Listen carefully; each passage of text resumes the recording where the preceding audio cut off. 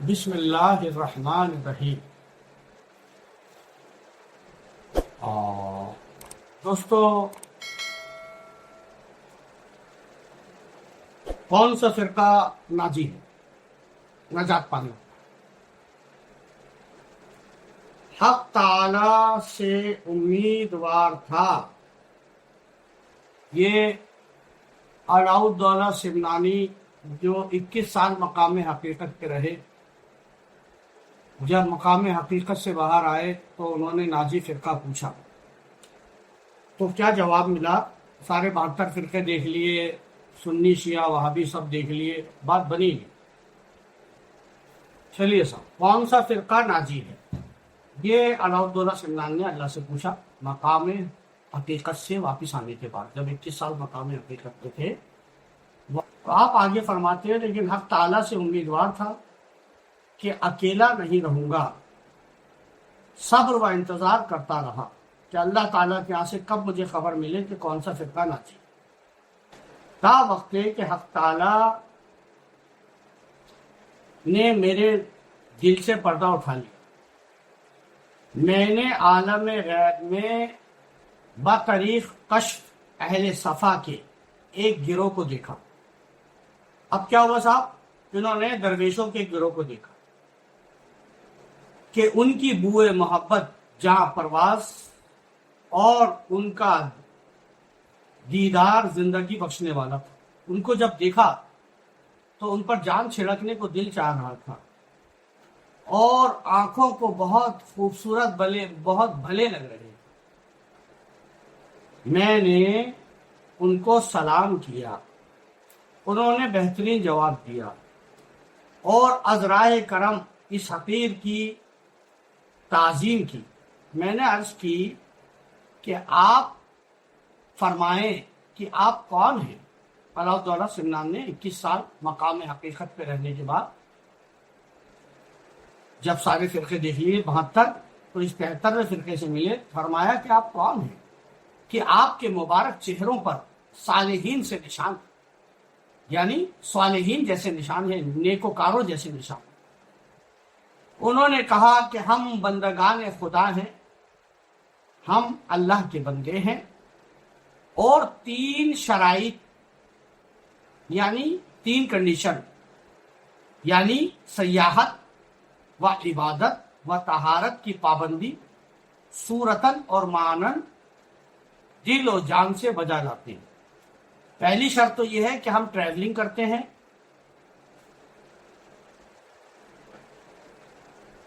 یہاں پر لکھا ہوا ہے، اور دوسری ہے عبادت، اور تیسری ہے طہارت۔ دین محمدی اور ملت حنفی، ملت ابراہیمی کے مطابق ہمارا وظیفہ ہے۔ ہمارا طریق اور مذہب یہ ہے کہ ہم غلو اور تقصیر سے پرہیز کرتے ہیں، نہ تو کسی کی اتنی بڑائی کرتے ہیں اور نہ ہی کسی کو بہت کم کر کے دیکھتے ہیں، اور اس بارے میں جس قدر احتیاط لازم ہے باوجہ احسن ہم اسے اپنا مذہب بنا لیتے ہیں، یعنی غلو نہیں کرتے، اور کسی کلمہ گو کو ہم کافر نہیں کہتے، نہ تو کسی کو بہت بڑھاتے ہیں نہ کسی کو بہت گھٹاتے ہیں، اور کسی کلمہ گو کو ہم کافر نہیں کہتے۔ جو بھی کلمہ پڑھتا ہے لا الہ الا اللہ محمد رسول اللہ، ہم اسے کافر نہیں کہتے، اور نہ اس شخص کو جو ہمیشہ ہمارے قبلے کی طرف منہ کرتا ہے، اور ہم اس شخص کو بھی کافر نہیں کہتے جو ہمارے قبلے کی طرف چہرہ کرتا ہے۔ جب میں نے ان سے چاروں امام یعنی امام ابو حنیفہ، امام شافعی، امام مالک اور امام حنبل کے متعلق سوال کیا تو انہوں نے ان کے اقوال اور اجتہاد کی تعریف کی اور ان بزرگوں کی مسائی جمیلہ کا شکر بجا گئے۔ بس ان اہل کمال کے حسن مقال و افعال سے بہت حیران ہوا، اور اس گروہ کا نام و نشان دریافت کیا کہ آپ لوگ کون ہیں جو اتنی پیاری باتیں کرتے ہیں، تو انہوں نے کہا کہ ہمارے گروہ کو صوفیہ کے نام سے موسوم کرتے ہیں، ہم صوفیاء کرام ہیں، اور ہمارے 7 طبقات ہیں. وی ہیو 4 ڈفرینٹ کیٹیگریز صوفیوں. ٹھیک ہے، سننے لائق بات ہے. میرے پاس ہائی لائٹر نہیں ہے، اب ہائی لائٹر لینے کون جائے.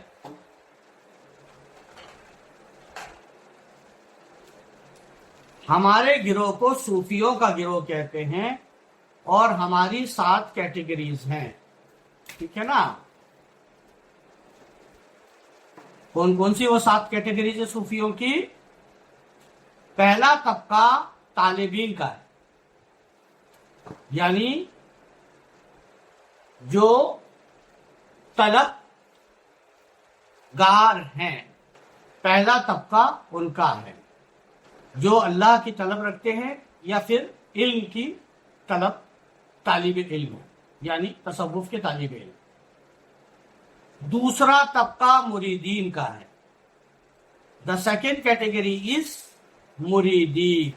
تیسرا سالکین کا، مریدوں میں جو ایک قدم آگے بڑھ جاتے ہیں، یعنی پیر جب انہیں قبول کر لیتا ہے تو وہ سالکین بن جاتے ہیں. تو تیسرا طبقہ سالکین کا، دا ٹریولر آف دا صوفی پاک. چوتھا طبقہ سائرین کا، یعنی چلنے والوں کا، جو کہ حضرت بابا فرید گنج شکر تھے. پانچواں طبقہ طائرین کا، یعنی اڑنے والوں کا، جیسے خواجہ عثمان ہارونی طائر لاہوتی تھے، اڑتے اڑتے عالم لاہوت تک چلے جاتے. چھٹا واصلین کا، جن کا اللہ سے وصال ہو جاتا ہے، ملن ہو جاتا ہے. ساتواں قطب ارشاد کا، یعنی خواجہ قطب الدین بختیار قطب ارشاد تھے. ساتواں طبقہ قطب ارشاد کا کہ اس کا قلب محمد مصطفیٰ صلی اللہ علیہ وآلہ وسلم پر ہوتا ہے. اور قطب ارشاد ہر زمانے میں ایک ہوتا ہے. 30 سال کا زمانہ مان لو، یا 40 سال کا، یا 50 سال کا، جو بھی زمانہ آپ مانتے ہو، وہ اپنے زمانے میں ایک ہی ہوتا ہے. قطب مدار، قطب وحدت، قطب الاقطاب، یہ قطب ارشاد ایک ہی بات ہے. دوستو 7 طبقے آپ کو سمجھ آ گئے. صوفیوں کے 7 طبقے ہوتے ہیں. پہلا طبقہ طالبین کا، یعنی اسٹوڈنٹس. دوسرا مریدین کا. تیسرا سالکین کا، مریدوں میں جو ترقی کر کے سالکین ہو گئے، یعنی جم گئے طریقت. چوتھا سائرین کا، یعنی چلنے والوں کا، جو پوری دنیا میں سفر کرتے ہیں اور اللہ کی پہچان کراتے ہیں، جیسے بابا فرید. پانچواں طائرین کا، یعنی اڑنے والوں کا، جیسے کہ خواجہ عثمان ہارونی اڑتے تھے، اڑتے ہوئے عرش تک چلے جاتے. چھٹا واصلین کا، جن کا ملن ہو گیا اللہ سے. اور ساتواں قطب ارشاد کا، جس کی حکومت عالم اعلیٰ سے لے کے عالم بالا سے لے کے تحت الثری تک ہوتی ہے، جس کی حکومت عرش سے لے کر تحت الثری تک ہوتی ہے. اس کا جو قلب ہوتا ہے وہ قلب محمد صلی اللہ علیہ وسلم پر ہوتا ہے. اور وہ جو قطب ارشاد ہوتا ہے وہ ہر زمانے میں ایک ہوتا ہے، واحد. چنانچہ قطب ابدال بھی ایک ہوتا ہے. قطب ابدال جو ہوتا ہے وہ بھی ایک ہی ہوتا ہے ہر زمانے، اور اس کا قلب اسرافیل پر ہوتا ہے. قطب ابدال بھی ایک ہی ہوتا ہے ہر زمانے میں، اور اس کا قلب جو ہے قلب اسرافیل پر ہوتا ہے. قطب ارشاد ہر زمانے میں ایک ہوتا ہے، اس کا قلب محمد مصطفیٰ صلی اللہ علیہ وسلم پر ہوتا ہے، اور وہ ہر زمانے میں ایک ہوتا ہے. قطب ابدال بھی ہر زمانے میں ایک ہوتا ہے، اور اس کا جو قلب ہے وہ قلب اسرافیل پر ہوتا ہے. اور دنیا میں وہ پوشیدہ رہتا ہے. کون؟ قطب ابدال جو ہے وہ دنیا میں پوشیدہ رہتا ہے. اور قطب ارشاد خلق کے اندر حضرت صلی اللہ علیہ وسلم کے علم لدنی کا وارث ہوتا ہے. قطب ارشاد ہر زمانے میں ایک ہوتا ہے، اس کا قلب قلب محمدی پر ہوتا ہے، اور قطب ابدال بھی ایک ہوتا ہے، اس کا قلب قلب اسرافیل پر ہوتا ہے. مگر قطب ابدال جو ہے وہ پوشیدہ ہوتا ہے، چھپا ہوا ہوتا ہے، اور قطب ارشاد جو ہے وہ پوشیدہ نہیں ہوتا، بلکہ قطب ارشاد خلق کے اندر یعنی پبلک کے اندر حضرت صلی اللہ علیہ وسلم یعنی ہمارے آقا و مولا حضور سرور کائنات صلی اللہ علیہ وسلم کے علم لدنی کا وارث ہوتا ہے. قطب ارشاد رسول اللہ کے علم لدنی کا وارث ہوتا ہے. علم لدنی کہتے ہیں جو علم ڈائریکٹ اللہ اپنے بندے کو دیتا ہے، وہ اس کا وارث ہوتا ہے. اور نبی امی صلی اللہ علیہ وسلم کی خلافت میں پوری طرح لطیفہ حقیقت پر ہوتا ہے. قطب ارشاد کی ایک خاصیت اور ہوتی ہے، وہ یہ ہوتی ہے کہ وہ ہر زمانے میں ایک ہوتا ہے، اس کا قلب قلب محمدی پر ہوتا ہے، وہ ظاہری طور پر ہوتا ہے، اور رسول اللہ کے علم لدنی کا وارث ہوتا ہے، اور نبی امی صلی اللہ علیہ وآلہ وسلم کی خلافت میں پوری طرح لطیفہ حقیقت پر ہوتا ہے. یعنی وہ خلیفہ رسول اللہ ہوتا ہے اور لطیفہ حقیقی پر ہوتا ہے. اب واصل کسے کہتے ہیں؟ واصل اسے کہتے ہیں کہ لطیفہ خفی اس کا قوی اور مرکزی لطیفہ بن چکا ہوتا ہے. لطیفہ خفی اس کا قوی مضبوط اور مرکزی لطیفہ سینٹرل اسپریچول پوائنٹ بن چکا ہوتا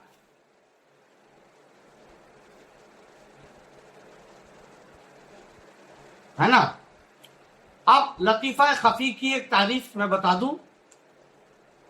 لطیفہ خفی کو لطیفہ روحانی مرکزی کہتے ہیں، جو اللہ تعالیٰ نے جسم کے اندر رکھا ہے. انسان کے جسم میں 6 لطائف ہیں جن کو لطائف ستہ کہتے ہیں. پہلا لطیفہ نفس ہے جس کا مقام ناف ہے. دوسرا لطیفہ قلب ہے جس کا مقام بائیں پستان سے 2 انگشت نیچے ہے. تیسرا لطیفہ روح ہے جس کا مقام دائیں پستان سے 2 انگشت نیچے ہے. چوتھا لطیفہ سر ہے جو لطیفہ روح اور قلب کے درمیان ہے. پانچواں لطیفہ خفی ہے جو وسط پیشانی میں ہے. چھٹا لطیفہ اخفا ہے جو سر کی چوٹی میں ہے. اور کثرت ذکر و شغل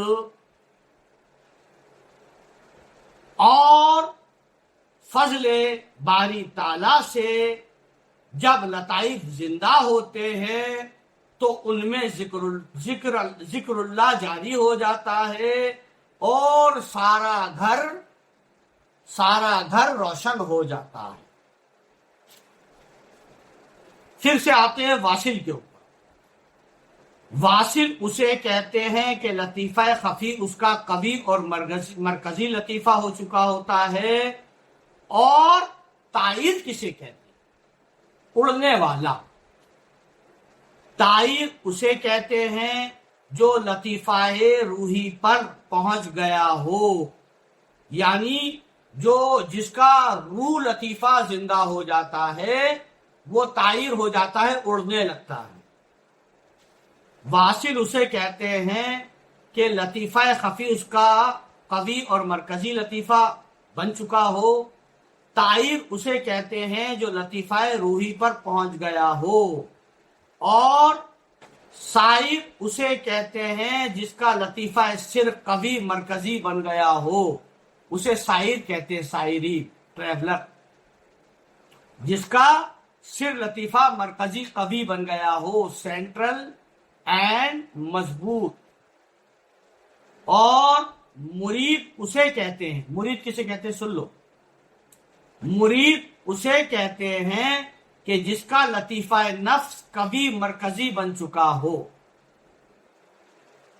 یعنی جس کا لطیفہ نفس کبھی مرکزی بن چکا ہو۔ اور طالب اسے کہتے ہیں جس کا لطیفہ قلب قوی مرکزی بن چکا ہو، یعنی نفس، لطیفہ لفظ جاری ہو گیا تو مرید ہو گیا، اور لطیفہ قلب جاری ہو گیا تو کیا ہو گیا؟ طالب ہو گیا۔ ہر ایک عالم غیب میں 10,000 حجاب قطع کر کے اپنے لطیفے تک پہنچ گیا ہو، یعنی قوی مرکزی کا مطلب کیا ہوا؟ قوی مرکزی کا مطلب جیسے 10,000 پردے، ایک عالم غیب میں 10,000 حجاب قطع کر کے اپنے لطیفے پر پہنچ گیا ہو۔ جب نصف لطیفہ جاری ہو جائے گا تو 10,000 حجابات سامنے سے اٹھ جائیں گے۔ جب قلب لطیفے پہنچے گا تو 10,000 حجابات اڑ جائیں، جب روح لطیفے پہنچے گا اور 10,000 حجابات ہٹ جائیں، جب سر لطیفے پہنچے گا تو اور 10,000 حجابات ہٹ جائیں، جب خفی لطیفے پر پہنچے گا تو اور 10,000 حجابات ہٹ جائیں گے، یہ ہوئے 50,000 حجاب۔ اور جب اخفا لطیفے پہ پہنچے گا تو 20,000 حجاب ہٹ جائیں گے، اور اللہ بندے کے سامنے 24 گھنٹے بے پردہ ہو، کیونکہ لطیفہ قلب سے لطیفہ خفی تک 70,000 پردے ہیں، اور ان 7 لطیفوں کی اور ان 7 لطیفوں کی تعداد 360 ہیں۔ یہ جو 7 لطیفے ہیں ان کی تعداد 360 ہے، یعنی جو ہے لونر ایئر، قمری سال، اس کے جو دن ہوتے ہیں وہ 360 ہوتے ہیں۔ اس طرح لطیفہ خفی تک 70,000 جو پردے ہیں، اور ان 7 تالیفوں کی تعداد 360 ایام شمسی کی طرح ہیں۔ جب میں بیدار ہوا تو ان کے وجود شریف کا مشتاق ہو گیا۔ اب جب علاؤالدولہ سمنانی کو یہ سب کچھ بتا دیا ان صوفیاء کرام نے، تو اب انہیں دیکھنے کا شوق ان کے دل میں پیدا ہو گیا، یعنی کتبوں کو دیکھنے کا شوق ان کے دل میں پیدا ہو گیا۔ اور عالم شہادت، یعنی ظاہری دنیا میں، ظاہری دنیا کو عالم شہادت کہتے ہیں۔ علاؤالدولہ سمنانی لکھتے ہیں کہ مجھے ان جیسا کوئی شخص اس عالم شہادت ظاہری دنیا میں نظر نہیں آیا۔ اگرچہ صاحب خرقہ بہت تھے، ایسے بہت سارے تھے جن کو خرقہ خلافت ملا ہوا تھا، مگر ان جیسا کوئی نہ تھا۔ بس میں ان کی کتابوں کا مطالعہ کرتا رہا، یعنی اسٹڈی کرتا رہا، اور ان کے مجاہدات اور سلوک کے حالات پڑھتا رہا کہ وہ کس طرح اسٹرگل کرتے ہیں اور کس طرح اپنا سلوک طے کرتے ہیں، اور ان کی خلوت و عزلت گوشہ نشینی کے حالات سے میں باعث پر عمل بھی کرتا رہا، اکیلا پن۔ بس ان کی کتابوں سے مجھے بہت انس ہو گیا، بہت پیار ہو گیا، اور میں کہا کرتا تھا کہ خیر جلیس فی الزمان کتاب، یعنی اس زمانے میں بہترین ہم نشین کتاب ہے، اور ان بزرگوں کے دیکھنے کا شوق زیادہ ہو گیا، اور اللہ تعالیٰ سے ان حامیان دین متعین کی صحبت و خدمت میں پہنچنے کی دعا مانگتا رہا کہ اللہ مجھے صوفیہ کی خدمت میں پہنچا دے۔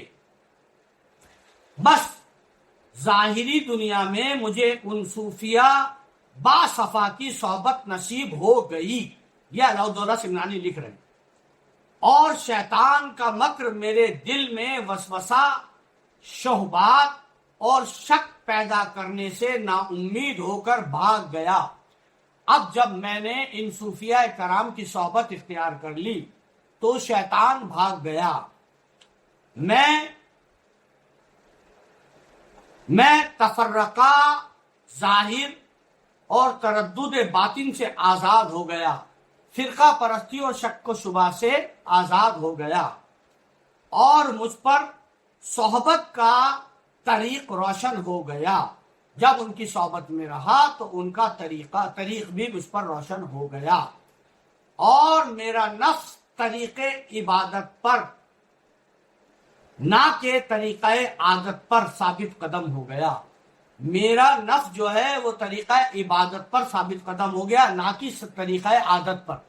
کچھ لوگ عادت کے نمازی ہوتے ہیں اور کچھ لوگ عبادت کے نمازی ہوتے ہیں، تو انہوں نے کہا میں عبادت والا بن گیا، عادت والا اب نہیں رہا۔ حضرت شیخ علاؤالدولہ نے اپنی کتاب عروۃ الوثقی کی فصل سوم میں حضرت شیخ نور الدین عبد الرحمن اصفرانی سے بیعت و تلقین کا ذکر کیا ہے۔ ان کی خدمت میں رہ کر انہوں نے 33 سال ریاضت اور مجاہدہ کیے، یعنی علاؤالدولہ سمنانی کو جب اللہ نے انہوں نے کہا کہ نہیں مجھے یہ 72 فرقے نہیں چاہیے، مجھے سنی شیعہ وہابی بھی نہیں چاہیے، مجھے فرقہ ناجی عطا فرما، تو اللہ تعالیٰ نے جو ہے فرقہ ناجیہ یہ بتایا کہ حضرت شیخ نور الدین عبد الرحمن اصفرانی سے بیعت ہو جا، یعنی کسی پیر سے بیعت ہو جا، کیونکہ یہ جو صوفیہ کرام کا جو فرقہ ہے یہی ناجی فرقہ ہے، یہ اللہ نے خود آپ کو فرمایا۔ اور 33 سال تک یہ پیر کی خدمت میں رہے، انہوں نے مجاہدہ کیا، اور صوفیہ کرام کے نقش قدم پر انہوں نے 120 چلے کیے، 120 چلے کیے۔ اس فعل میں انہوں نے اس طبقہ کے مشرب کے مطابق، جو مشرب پیر جو شراب پلاتا ہے اسے مشرب کہتے، اس مشرب کے مطابق اپنے تمام عالم غیب کے تمام انوار اور مکاشفات کا شروع سے آخر تک مفصل ذکر کیا ہے، جو طوالت کے خوف سے میں یہاں مختصر بیان کرتا ہوں۔ جواہر التفسیر میں سورہ فاتحہ کی تفسیر میں صراط مستقیم بہت مفصل بیان کیا گیا۔ پہلے انہوں نے اہل اور اہل نحل کے ادیان مختلف کا ذکر کیا ہے، جو رسول اللہ صلی اللہ علیہ وسلم کی نبوت کے ظہور سے پہلے تھے۔ اہل اور اہل نحل رسول اللہ کی نبوت سے پہلے موجود تھے۔ اہل ان کو کہتے ہیں جو کسی نبی اور کتاب کے تابع ہوں، اور اہل نحل ان کو کہتے ہیں جو اسلامی عقائد کی روح سے کسی کتاب یا نبی کے تابع نہ ہو۔ اہل نحل انہیں کہتے ہیں جو اسلامی عقائد کی روح سے کسی کتاب یا نبی کے تابع نہ ہو، نہ تو وہ کسی کتاب کے تابع ہوتے ہیں اہل نحل، اور نہ کسی نبی کے تابع۔ اس کے بعد انہوں نے امت محمدیہ صلی اللہ علیہ وسلم کے 72 فرقوں کا مفصل ذکر کیا ہے، لیکن 72 فرقوں کے بیان کے بعد جو کچھ انہوں نے لکھا اس سے صوفیاء اہل صفا کا مطلب ظاہر ہوتا ہے، یعنی 73واں فرقہ جو ناجی ہے وہ اہل تصوف یا صوفیاء کرام ہیں، یعنی صوفیزم والے ہیں۔ جواہر التفسیر کی عین عبارت اس جگہ درج کی جاتی ہے۔ خلاصہ کے 72 فرقوں کا ذکر ہو چکا، اور اہل وصول اور ارباب وصول دو گروہ ہیں۔ 72 کا تو ہو گیا سب جہنمی، اب 73ویں فرقے کا ذکر ہو رہا ہے جو ناجی فرقہ ہے۔ اہل اصول اور اہل وصول دو گروہ ہیں۔ اہل اول اہل حدیث، جن کے احکام کی بنا نصوص یعنی قرآن و حدیث پر ہے، اور یہ حجازی ہیں۔ اصحاب مالک بن انس اور محمد بن ادریس شافعی کے دوم ارباب رائے کے، جن کے احکام کی بنا پر وجہ رائے قیاس یا استنباط ہے، یہ عراقی ہیں۔ اور اصحاب امام اعظم ابو حنیفہ نعمان بن ثابت کے اور ان کے متابعان کے مثلا محمد بن حسین، حسن بن زیاد، ابو یوسف قاضی، حندیل، اور جاننا چاہیے کہ 72 فرقوں کے علاوہ ایک اور فرقہ ہے جسے اہل سنت والجماعت کہتے ہیں، وہ اصل میں اشارہ کی مطابقت کرتے ہیں۔ اشارہ کے معنی ہے ابو الحسن اشعری، جو جماعت مقرلہ کے سخت مخالف تھے۔ اشاعر یعنی ابو الحسن اشعری، جو تابعین، جو جماعت مغزلہ کے سخت مخالف تھے، یعنی اہل سنت والجماعت کہتے ہیں وہ اصل میں اشعرہ کی مطابقت کرتے ہیں۔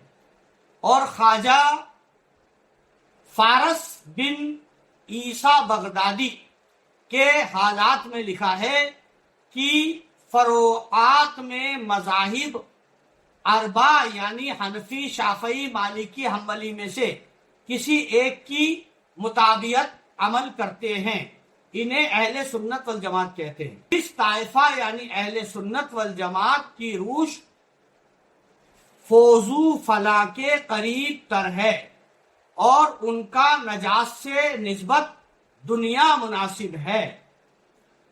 یہ جو اصحاب کی روش پر ہے، یہ اہل سنت والجماعت کہلاتے ہیں، جو صحابیوں کو مانتے ہیں بہت زیادہ۔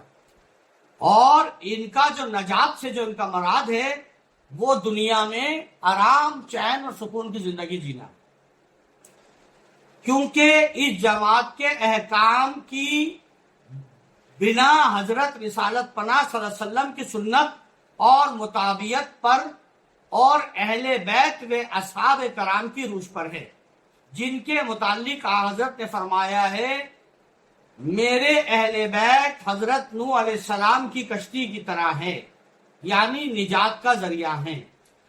ان احادیث سے اہل بیت کی ہدایت و دیانت ثابت ہے۔ بس یہ گروہ یعنی اہل سنت والجماعت اعتدال یعنی صراط مستقیم پر ہے، اور افراط و تفریط سے پرہیز کرتے ہیں، اور محبت حق تعالی و محبت رسول خدا صلی اللہ علیہ وسلم اور محبت خلفاء اور ائمہ کرام سے متصف ہیں، یعنی ائمہ معصومین سے متصف ہیں ہو کر عین سابق شرع شریف ہیں، اور انہوں نے اپنے لوہے دل کو تعصب کی میل سے پاک صاف کر رکھا ہے، اور تنگانہ تقلید محض سے گزر کر خالص تحقیق تک پہنچ گئے ہیں۔ اب آ جائیے، اہل سنت والجماعت کو آپ نے دیکھ لیا، جس کے بارے میں انہوں نے دیانتداری سے بیان کر دیا۔ صوفیہ کا مذہب کیا ہے؟ اور جلد دویم تذکرۃ الاولیاء کرام میں لکھا ہے حضرت خواجہ ابو الحسن حصری، جو حضرت خواجہ شبلی کے خلیفہ صاحب مقام و حوال میں سے ہیں۔ خلیفہ وقت نے سوال کیا کہ آپ کون سا مذہب رکھتے ہیں؟ جب خلیفہ نے ایک صوفی جو حضرت خواجہ ابو الحسن حصری تھے، جو شبلی ابو بکر شبلی کے خلیفہ تھے، بادشاہ نے ان سے پوچھا آپ کا مذہب کون سا ہے؟ انہوں نے جواب دیا کہ مذہب ابو حنیفہ رکھتا تھا، بعد میں امام شافعی کا مذہب اختیار کیا، اور اب ایسی چیز میں مشغول ہوں کہ کسی مذہب سے کچھ یاد نہیں آتا۔ حضرت خواجہ ابو الحسن حصری جو جنید بغدادی کے خلیفہ حضرت ابو بکر شبلی کے خلیفہ تھے، بادشاہ وقت نے جب ان سے پوچھا کہ کون سے مذہب پر ہو، تو انہوں نے کہا پہلے حنفی پر تھا، اس کے بعد شافعی پر آیا، اور اب ایک ایسی چیز میں مشغول ہوں، بزی ہوں، کہ اب مجھے دونوں مذہب میں سے کچھ بھی یاد نہیں، یعنی اب میرا مذہب کچھ نہیں۔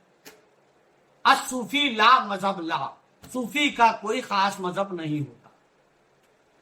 اس نے بادشاہ نے دریافت کیا کہ وہ کیا ہے جس میں آپ بزی ہو گئے اور دونوں مذہب آپ نے چھوڑ دیے؟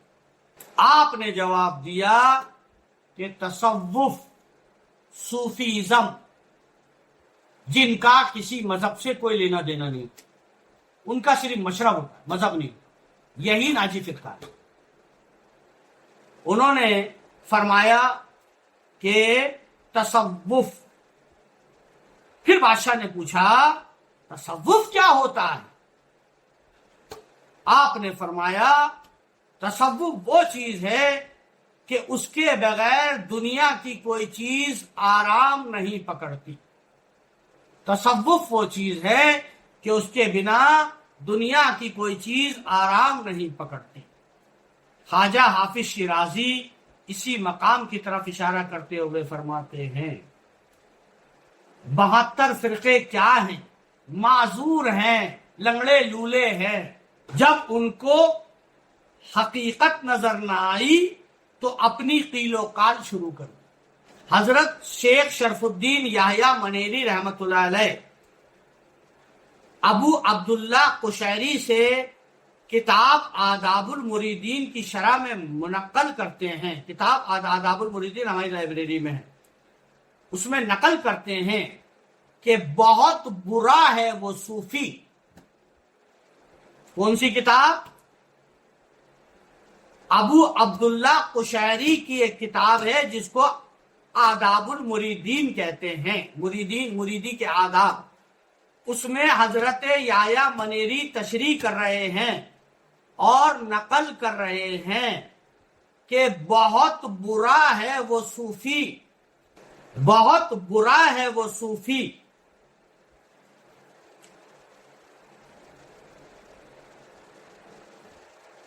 بہت شرح میں نقل کرتے ہیں کہ بہت برا ہے وہ مرید، بہت برا ہے وہ مرید جو اپنے آپ کو کسی مذہب سے منسوب کرتا ہے۔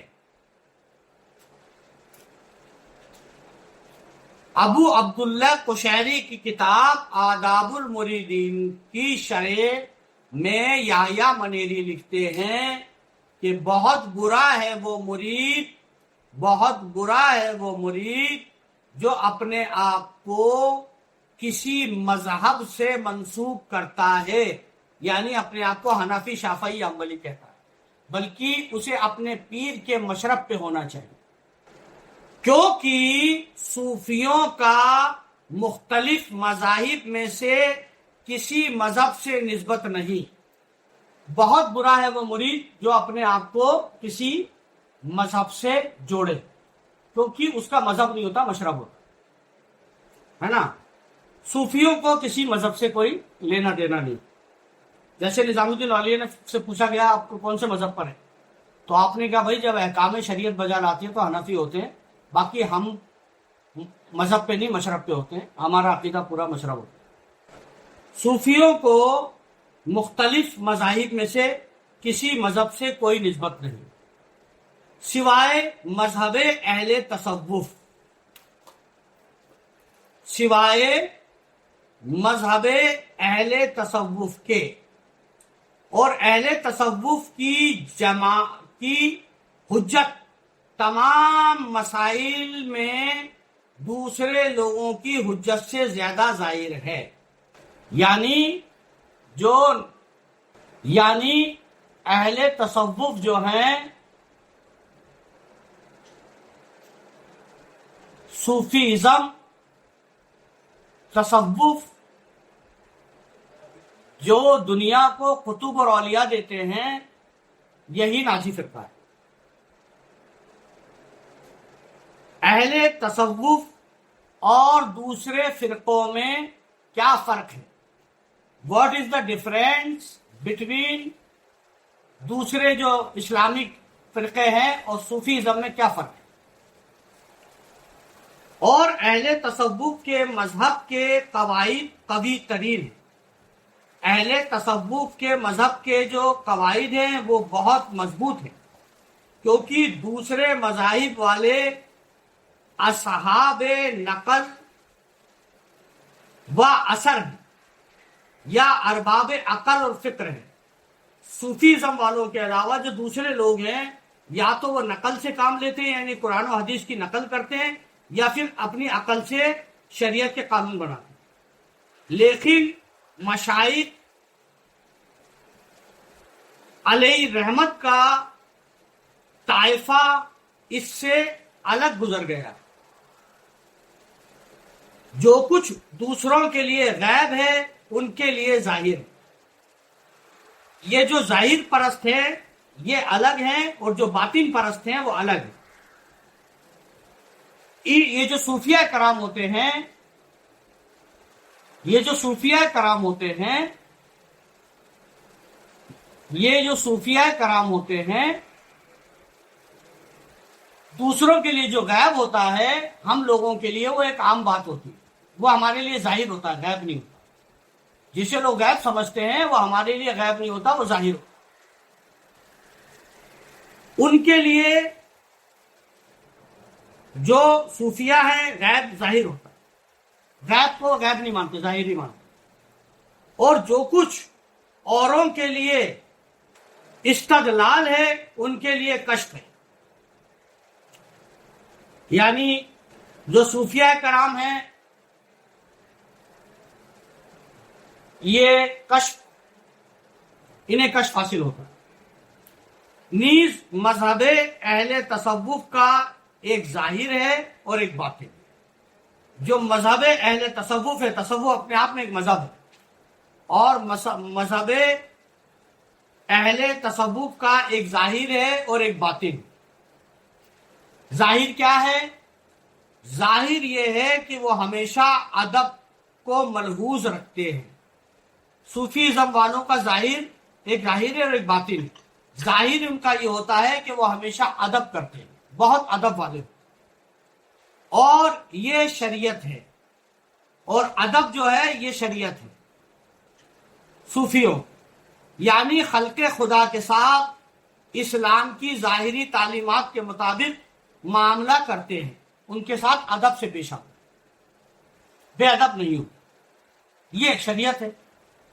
چنانچہ حکم شریعت کے مطابق وہ اپنی مراد طلب کرتے ہیں، جو ظاہر پرست صوفی ہوتے ہیں، بلکہ لوگوں کی مراد پوری کرتے ہیں، اور صرف اللہ سے اپنی مراد طلب نہیں کرتے، بلکہ یہ جو صوفیہ کرام میں جو ظاہر پرست ہیں یہ بھی لوگوں کی مراد پوری کرتے ہیں، ان کا ظاہر بھی اتنا روشن ہو. اہل تصوف کے مذہب کا باطن کیا ہے؟ اہل تصوف کے مذہب کا باطن یہ ہے کہ وہ ہمیشہ احوال و مقامات صدق میں رہتے ہیں. وہ ہمیشہ عالم صدق میں رہتے ہیں، صدق و صفا میں. اور یہ مذہب کی حقیقت ہے، یہ صوفیوں کا باطن ہے، یہ مذہب کی حقیقت ہے. یعنی باطن میں حق تعالی کے ساتھ ہم جلیس ہوتے ہیں. یعنی خدا خود میر مجلس بود اندر لا مکا خسرو. یہ جو تصوف میں باطن والے ہیں، جو صدق و صفا میں ہوتے ہیں، یہ خدا کے ساتھ ہم جلیس ہوتے ہیں، سیٹنگ کرتے ہیں، یعنی ان کا بیٹھنا اٹھنا بیٹھنا اللہ کے ساتھ ہوتا ہے۔ چنانچہ حکم حقیقت یہ ہے کہ اللہ تعالیٰ جس کو جب حرکت دیتا ہے تب وہ حرکت کرتا ہے، اور جب آرام دیتا ہے تو وہ آرام کرتا ہے۔ متصرف حقیقی حق تعالی ہوتا ہے، لیکن جس کے قبضہ قدرت میں سب کچھ ہے، جو مالک اور قبضے والا ہوتا ہے وہ اللہ تعالی ہی ہوتا ہے، اور بندہ درمیان میں کٹ پتلی ہوتا ہے، یعنی فاعل حقیقی اللہ ہوتا ہے، real doer is Allah, and mankind are tool. ٹھیک ہے، یہ بتانا چاہ رہے ہیں کہ آدمی درمیان میں کٹ پتلی ہوتا ہے، جو کچھ بھی ہوتا ہے وہ سب اللہ کے حکم سے ہوتا ہے، اور آدمی درمیان میں کٹ پتلی پپیٹ ہوتا ہے۔ اور حضرت شیخ شرف الدین منینی نے یہ بھی کہا ہے کہ جیسا کہ مشائخ کی کتابوں میں لکھا ہے کہ جو شخص اہل طریقت و فقرا ہوا ہے، جو شخص اہل طریقت یا فقیر ہوا ہے، اپنے شیخ کے مذہب پر ہوا ہے۔ جو شخص بھی اہل طریقت یا فقیر ہوا ہے وہ اپنے شیخ کے مذہب پر ہوا ہے، ان چار مولویوں کے مذہب پر نہیں ہوا، ان چار اماموں کے مذہب پر نہیں ہوا۔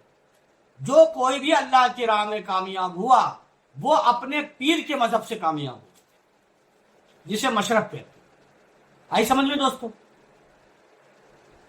چنانچہ سلطان العارفین بایزید بستامی رضی اللہ تعالی عنہ حضرت امام جعفر صادق علیہ السلام کے مذہب پر تھے۔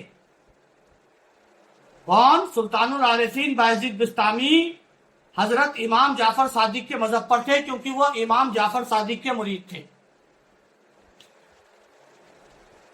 امام جعفر صادق کے مذہب پر تھے، اور طریقت میں مرید کے لیے درست نہیں کہ اپنے شیخ کے سوا کسی دوسرے کے مذہب پر ہو۔ طریقت میں یہ درست نہیں، ٹھیک نہیں کہ اپنے شیخ اپنے پیر کے سوا کوئی مرید کسی دوسرے مذہب پر ہو، یعنی اپنے آپ کو حنفی، شافعی، مالکی، حنبلی کہے۔ چشتی ہے تو چشتی ہی ہوگا، یہی اس کا مذہب ہے۔ بہت بڑی باتیں پڑھا رہا ہوں دوستوں، اصل میں آپ نہیں سمجھ پاؤ گے، مجھے بہت مزہ آ رہا ہے۔ شاید عبدالحادی سمجھے اور عائشہ بھی سمجھ سکتی ہیں۔ بہت بڑی باتیں ہیں دوستوں۔ حضرت بایزید بستامی حضرت امام جعفر صادق علیہ السلام کے مذہب پر تھے، اور فرما رہے ہیں کہ مرید کے لیے ٹھیک نہیں کہ اپنے شیخ کے سوا کسی دوسرے مذہب پر ہو۔ اور انہوں نے حضرت شیخ شرف الدین منینی نے اس موضوع پر شرح آداب المریدین میں مشائخ کے بہت سارے قول نقل کیے ہیں، جو مختصراً آپ کو بتائے جا رہے ہیں۔ وہ ہے خلاصہ آداب المریدین، مصنف شیخ شرف الدین یحییٰ منیری۔ جاننا چاہیے کہ تمام اولیاء اللہ اپنے پیروں کے مذہب پر ہوتے ہیں۔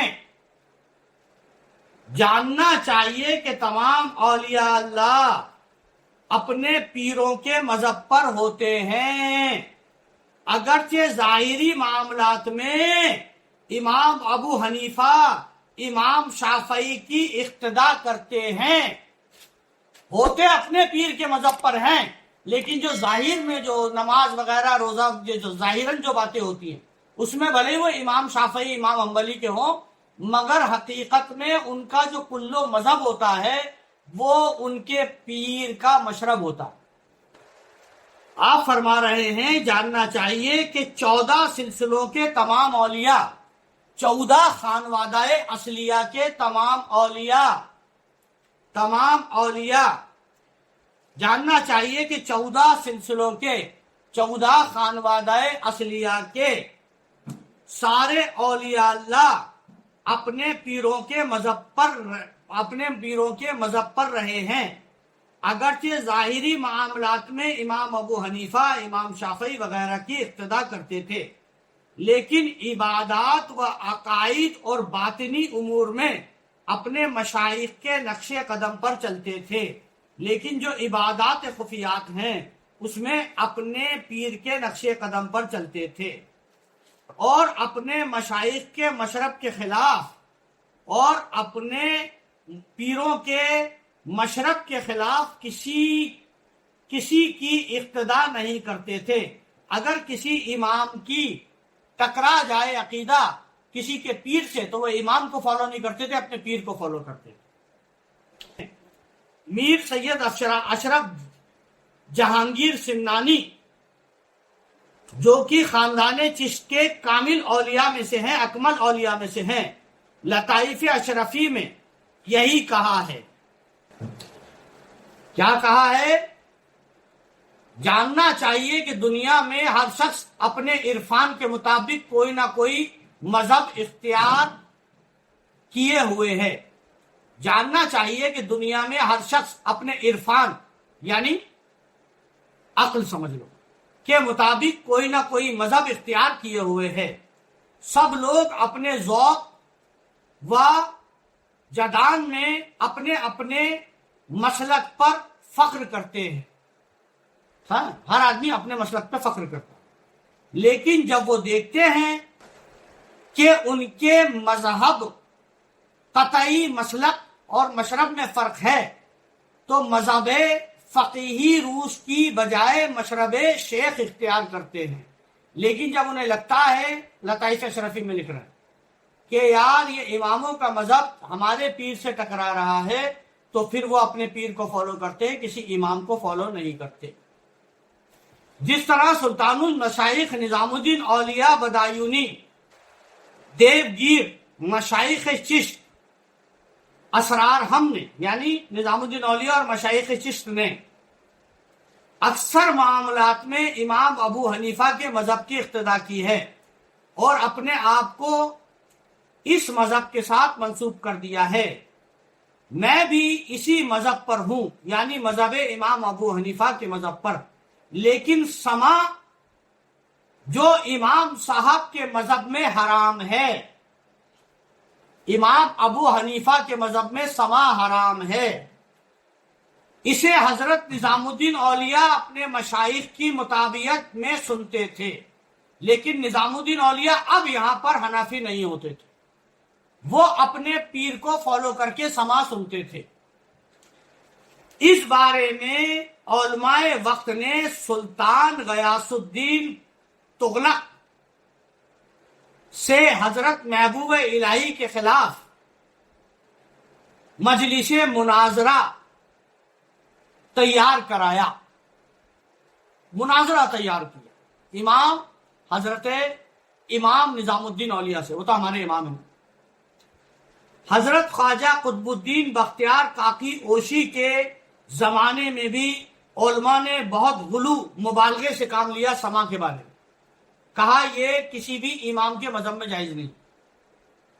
آخر ان حضرات نے بلا اتفاق یہی جواب دیا کہ ہم اپنے مشائخ کے مشرب کی مطابعت کرتے ہیں، کہ ہم جو ہیں مذہب کی مطابعت نہیں کرتے بلکہ ہمارے جو مشائخ ہیں ان کی مطابعت کرتے ہیں، یعنی سما جو ہم سنتے ہیں ہمارے مشائخ کی مطابعت کرتے ہیں۔ ہم اپنے مشرب کی مطابعت میں سما سنتے ہیں، ہمارے شیخین کی مطابعت میں سما سنتے ہیں، اور اس کے خلاف ہم سے نہیں ہو سکتا اور ہم سما کے خلاف نہیں جا سکتے۔ اور احادیث نبوی کا حوالہ دیا اور چشتیوں نے حدیثوں کا حوالہ دیا کہ رسول اللہ بھی سنتے تھے، کیونکہ حضرت صلی اللہ علیہ وسلم نے کئی بار سما سنا ہے۔ یہ میرۃ الاسرار کی عبارت دے رہا ہوں، آپ دنیا میں کہیں بھی یہ بات زور سے کہہ سکتے ہو، کہ رسول اللہ نے سما سنا ہے. آپ سے کہیں کہاں لکھا ہے تو کہنا میرات الاسرار کے 54 نمبر پیج میں لکھا. حضرت صلی اللہ علیہ وسلم نے کئی بار، ایک بار نہیں کئی بار سما سنا ہے. یہی چشتی بزرگوں نے کہا.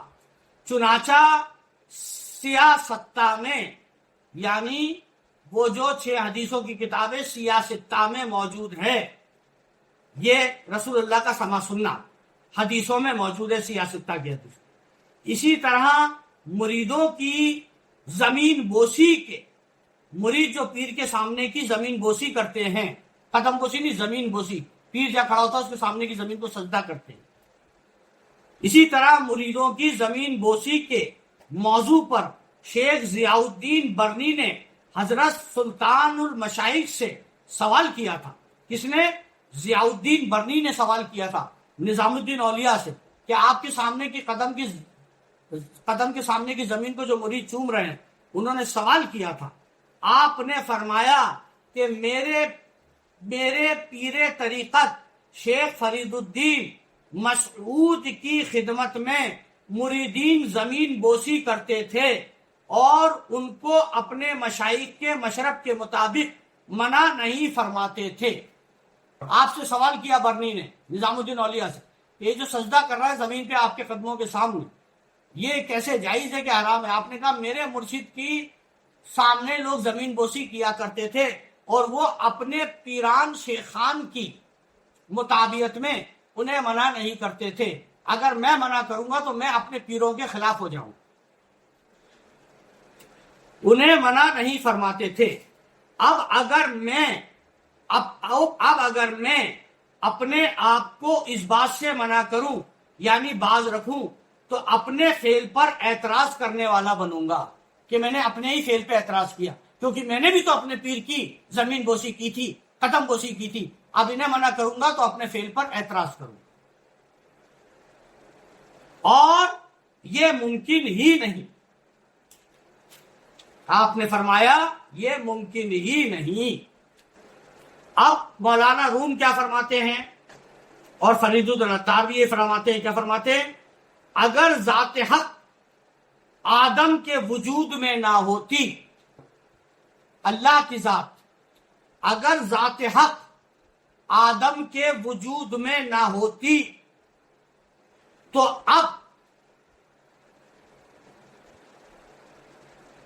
اگر ذات حق آدم کے وجود میں نہ ہوتی تو آب و گل کو فرشتے کیسے سجدہ کرتے؟ اگر ذات حق